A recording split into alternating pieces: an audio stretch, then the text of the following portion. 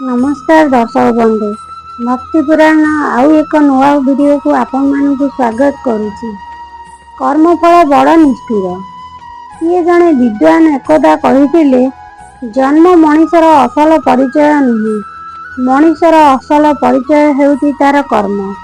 सेतिपई महाभारत रे महारथी कर्ण कहिथिले उच्च कूलरे जात हेबा दैवर अधीन होई पारे, मात्र पुरुष आकार मोर अधीन अटे। गीतारे भगवान श्रीकृष्ण भी कहिसेंती मु कहार भाग्य तैयारी करे नहीं, मनीष निजे निजर भाग्य तैयारी करे। तुमे आज जहा करूछ तार फल काली पाइबो। तुमे आज जहा पाइछ ता तुमर गतकाली करिଥିବା कर्मर फल।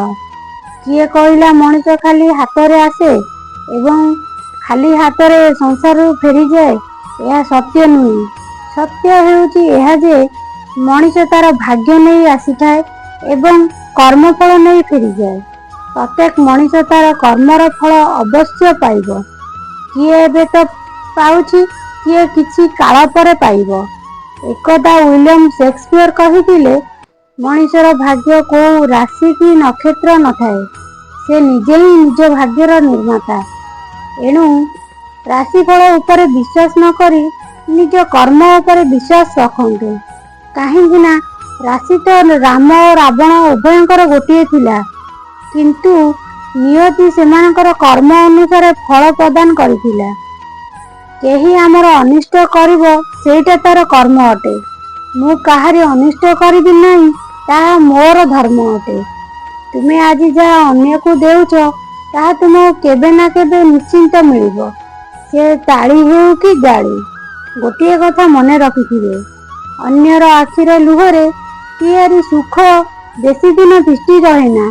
ए संसार सबुठारु मूल्यवान तरल पदार्थ हेउछि लुह। लुहरे एक भाग जल, बाकी 99 भाग भावना और आवेग थाए।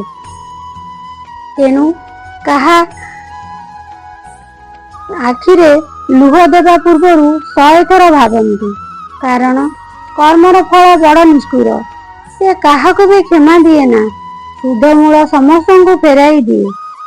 आपण मानकु जदि मोर ए वीडियो भल लगी थाए तेबे ए चैनल को सब्सक्राइब आउ ए वीडियो को लाइक शेयर निश्चय करंतु। नमस्कार।